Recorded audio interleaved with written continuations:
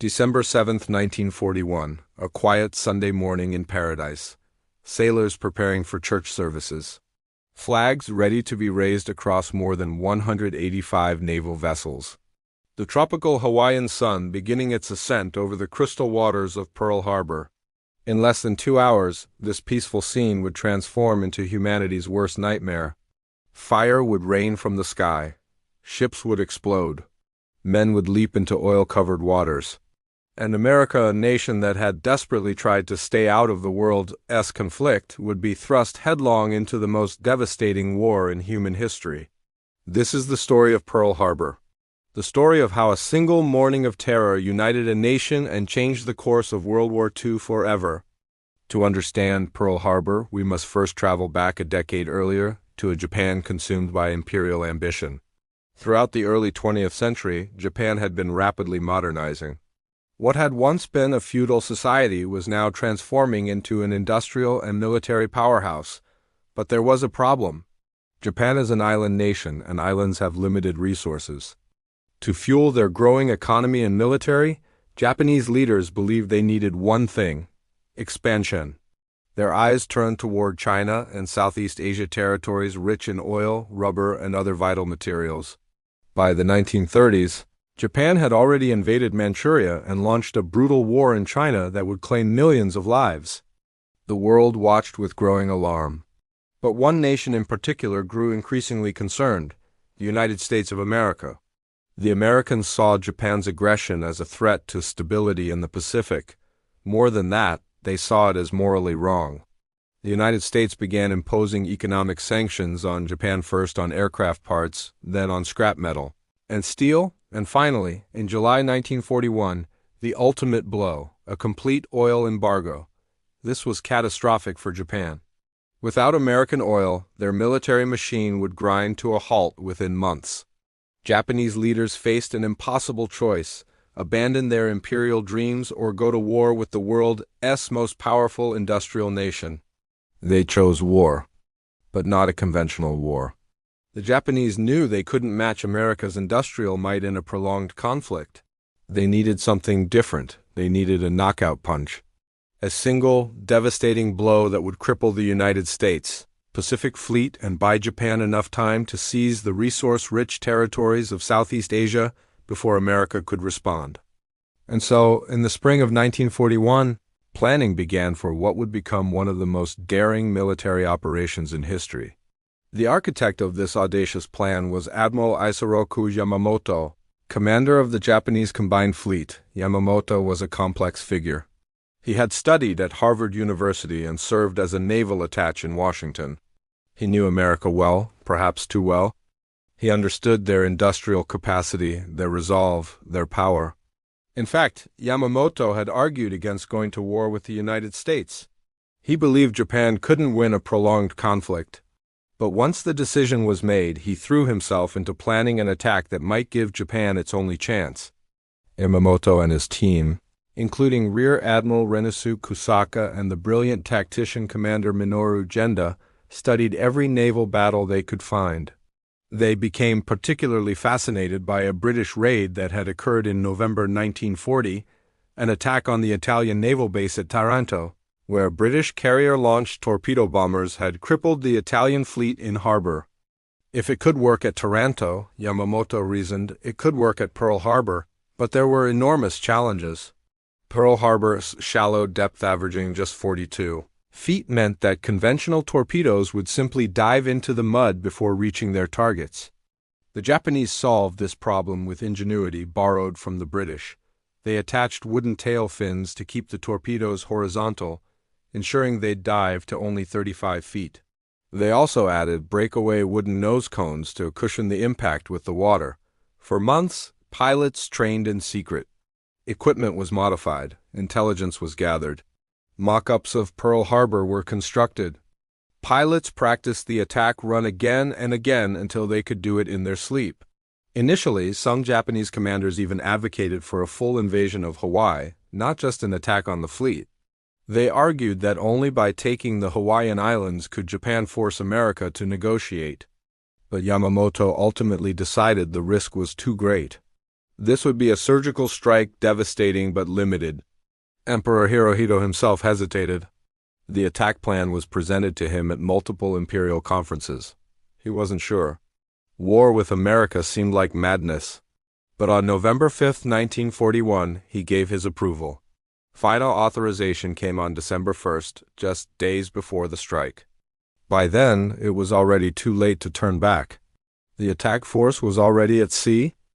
On November 26th, 6 Japanese aircraft carriers, Akagi, Kaga, Soryu, Hiryu, Shakaku, and Zuikaku had slipped out of their anchorage in the Kuril Islands. Accompanying them were 2 battleships, 3 cruisers, 9 destroyers, and support vessels. Together, they carried 353 aircraft and thousands of men heading toward a date with destiny. The fleet maintained strict radio silence as it sailed across the North Pacific. Japanese submarines scouted ahead, watching for American patrols. The carriers moved through rough seas and thick weather, nature itself seeming to shield them from detection. Meanwhile, in Washington and Pearl Harbor, American commanders remained unaware. Negotiations between the U.S. and Japan were still ongoing, though growing more tense by the day. On November 27th, a war warning was sent to Pacific commanders, but it was vague. No one knew exactly when or where Japan might strike. Some American military leaders expected attacks on the Philippines or British territories in Southeast Asia. Few imagined the Japanese would dare strike at the heart of American naval power in the Pacific. They were about to learn how wrong they were. Saturday, December 6, 1941. Pearl Harbor was a bustling hub of military activity, but the atmosphere was relaxed. It was the weekend. Many sailors had Liberty passes. In Honolulu, servicemen filled bars and dance halls. At the base, men played cards, wrote letters home, prepared for the next day's church services. At his headquarters, Admiral Husband Kemo commanded the Pacific Fleet with confidence. He was a capable officer dedicated to his duty. But like everyone else, he didn't know what was coming. That same day, 230 miles north of Oahu, the Japanese strike force reached its launch point. Final preparations were made. Pilots were briefed one last time. They knew their targets: Battleship Row along Ford Island, the airfields at Hickam Field, Wheeler Field, and Kaneo Naval Air Station. The goal was to destroy the American fleet and eliminate any possibility of air resistance. Some of the Japanese pilots wrote final letters home. Others prayed. All of them knew this mission would change history one way or another. As night fell over Hawaii, most of the American servicemen had no idea they were sleeping in the crosshairs of over 350 enemy aircraft. Sunday, December 7th, began like any other peaceful morning. At 6 a.m., the first wave of 183 Japanese aircraft launched from their carriers. Torpedo bombers, dive bombers, high-level bombers, and fighters rose into the pre-dawn darkness. Commander Mitsuo Fukita led the attack force, his aircraft climbing into the sky as the sun began to peak over the horizon. As the Japanese planes approached Oahu, there were warning signs. At 6:45 a.m., an American destroyer spotted and depth-charged an unidentified submarine near the harbor entrance. The submarine was actually a Japanese Miite sub trying to infiltrate the harbor. The destroyer's crew reported it, but the report wasn't taken seriously enough. Then, at approximately 7:02 a.m., 2 Army privates manning a radar station at Opana Point detected something unusual. A large formation of aircraft approaching from the north, about 130 miles away. Private Joseph Lockhart and Private George Elliott reported the contact to their superior. The response would become one of history's most tragic miscommunications. The officer who received the report assumed the radar was picking up a flight of B-17 bombers expected to arrive that morning from California. "Don't worry about it," he told them. The B-17s were indeed coming, but so was something far more deadly. At 7:48 a.m. local time, Commander Fukita looked down at Pearl Harbor spread out below him. The American fleet sat at anchor, peaceful and unsuspecting. Fukita gave the order and radioed back to the carriers. "Tora! Tora! Tora! Tiger! Tiger! Tiger!" The code meaning, "We have achieved complete surprise." What happened next was chaos incarnate. Japanese torpedo bombers came in first, flying barely 50 feet above the water. They released their specially modified torpedoes at Battleship Row, the line of American battleships moored along Ford Island. The massive warships West Virginia, Oklahoma, California, Nevada, and others had nowhere to run. At the same time, dive bombers screamed down on the airfields. At Hickam Field, American planes sat parked wingtip to wingtip, perfectly arranged to prevent sabotage but perfect targets for bombing. Within minutes, hangars were ablaze and dozens of aircraft destroyed before they could even take off. High-level bombers attacked from above, their bombs plummeting down onto the battleships below. Fighter planes strafed everything that moved, their machine guns cutting down anyone trying to reach defensive positions. On the ships, sailors rushed from breakfast tables and bunks, many still in their underwear, racing to battle stations they'd only practiced in drills. But this was no drill. This was hell. At 8:10 a.m., the unthinkable happened. A 1,760-pound armor-piercing bomb, converted from a battleship shell, plunged through the deck of the USS Arizona. It penetrated deep into the ship before detonating in the forward ammunition magazine. The resulting explosion was apocalyptic. Witnesses described a massive fireball rising hundreds of feet into the air. The Arizona's forward section simply disintegrated. The blast was so powerful it lifted men off nearby ships. The concussion could be felt miles away. In less than 9 minutes, the Arizona sank. Of her crew of 1,512 men, 1,177 died. It remains the single greatest loss of life on any U.S. warship in history. The Oklahoma, hit by multiple torpedoes, began to capsize. Men trapped inside pounded on the hull, trying to escape as their ship rolled over. Some would be rescued hours later, but many would not. 429 men died aboard the Oklahoma. The West Virginia took 7 torpedoes but remained upright thanks to quick thinking by crew members who counter-flooded the ship. Still, 106 men died. All around the harbor, similar scenes played out. The California sank at her moorings. The Nevada, the only battleship to get underway during the attack, tried to make a run for the harbor entrance but was so heavily damaged she had to be beached to prevent sinking in the channel. At the airfields, American pilots who managed to reach their planes found most already destroyed.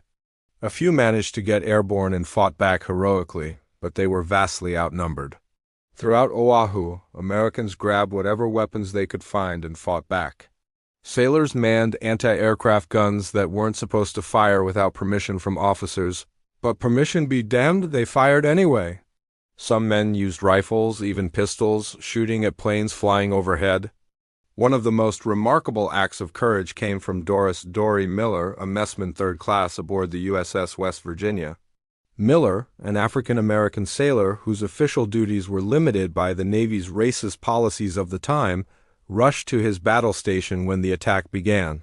He helped carry the wounded captain to safety, then manned a Browning .50 caliber anti-aircraft machine gunner, weapon he had never been trained to use, and fired at Japanese planes until he ran out of ammunition. For his actions, he would later receive the Navy Cross. Around 8:40 a.m., there was a brief lull. The first wave of attackers pulled back. Smoke filled the sky. Fires raged across the harbor. Men struggled in oil-covered water. The wounded cried out for help. But it wasn't over. At 8:50 a.m., the second wave arrived. 167 more Japanese aircraft. These focused on ships that had survived the first wave, the dry docks, and remaining airfields. They hit the destroyer Shaw so hard that its forward magazine exploded in a spectacular blast captured in one of the most iconic photographs of the attack. They damaged the battleship Pennsylvania in dry dock. They struck at anything still floating, anything still fighting. Finally, around 9:45 a.m., the last Japanese planes turned and headed back to their carriers. The attack was over. The devastation was staggering. When the smoke began to clear, the true cost became horrifyingly apparent. 2,403 Americans were dead. Another 1,178 were wounded. 21 ships had been sunk or damaged, including 8 battleships, the backbone of the Pacific Fleet. 188 aircraft were destroyed. Hickam Field, Wheeler Field, the naval air stations, all devastated. Oil continued to burn on the water's surface. The harbor was filled with debris, with wreckage, with bodies. Rescue crews worked frantically, cutting through the hulls of capsized ships to reach men still trapped inside. Some rescues succeeded, others came too late. On the capsized Oklahoma, sailors tapped on the hull from inside, following rescue procedures they'd learned in training.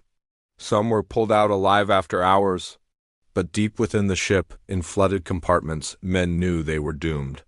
Some wrote final messages on the bulkheads. Others simply waited in the dark as the air ran out. The Arizona continued to burn for 2 days. So intense was the heat that no rescue attempt could be made. The ship became a tomb for the 1,177 men still inside. Today it remains at the bottom of Pearl Harbor, a memorial to those who died.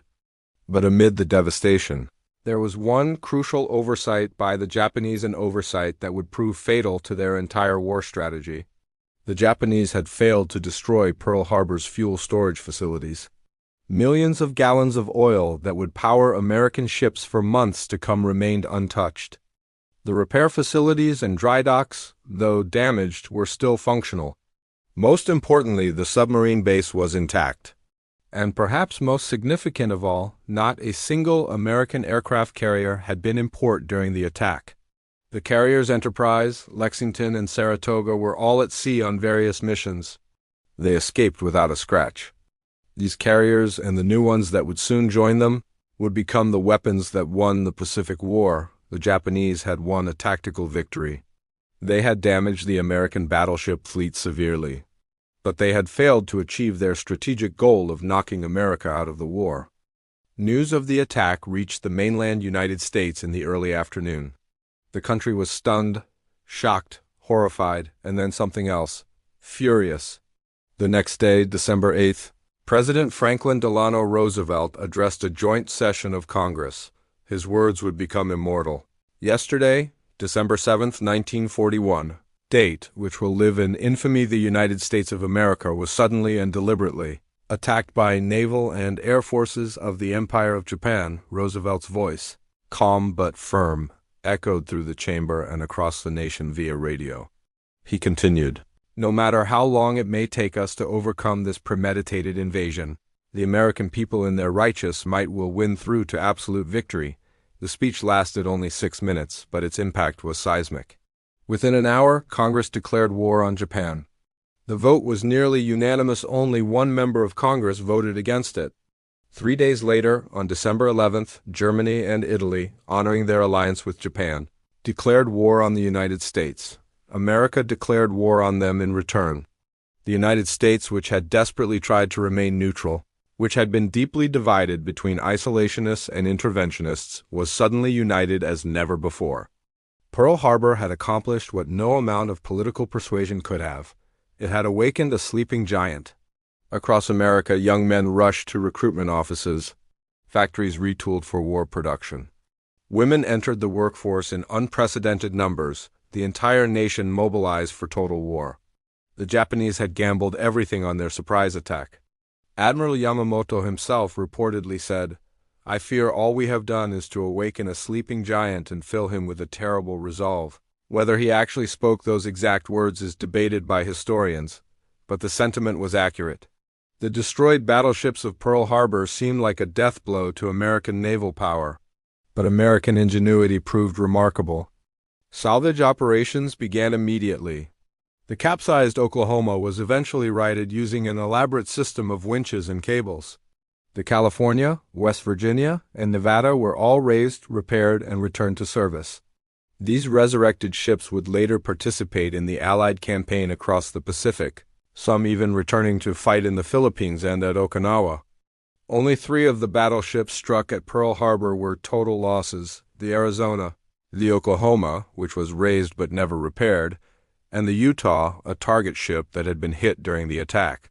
The American submarine fleet, untouched by the attack, began a campaign of commerce raiding against Japanese shipping that would prove devastating to Japan's war effort. Those fuel storage tanks the Japanese failed to destroy, they powered the American recovery and counterattack. And those aircraft carriers that escaped the attack, they became the foundation of a new kind of naval warfare.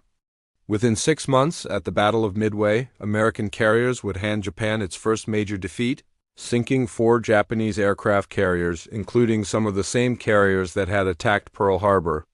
The Battle of Midway would prove to be the turning point of the Pacific War. After Midway, Japan would never regain the initiative. Step by step, island by island, the United States and its allies would push across the Pacific toward Japan itself. Today, more than 8 decades after the attack, Pearl Harbor remains sacred ground. The USS Arizona Memorial spans the sunken battleship, allowing visitors to pay their respects to the men still entombed below. Oil still seeps from the Arizona's hull. Visitors call them the Tears of the Arizona. Every December 7th, survivors gather there for remembrance ceremonies. Their numbers grow smaller each year. In 2024, Lieutenant Louis Counter, the last living survivor of the USS Arizona, passed away at the age of 102. Soon, all the survivors will be gone, and Pearl Harbor will pass from living memory into history, but the lessons of Pearl Harbor endure. It's a reminder of the price of unpreparedness, of the dangers of ignoring warning signs. But it's also a testament to resilience, to the ability of a nation to recover from catastrophe and emerge stronger. It's a story of ordinary people thrust into extraordinary circumstances, performing acts of courage they never imagined they were capable of. The attack on Pearl Harbor transformed World War II from a distant European conflict into a truly global war. It united America as perhaps nothing else could have. It led to innovations in naval warfare, in technology, in military strategy that would shape the rest of the 20th century. For Japan, Pearl Harbor was the beginning of the end. What seemed like a brilliant tactical victory in December 1941 became a strategic disaster.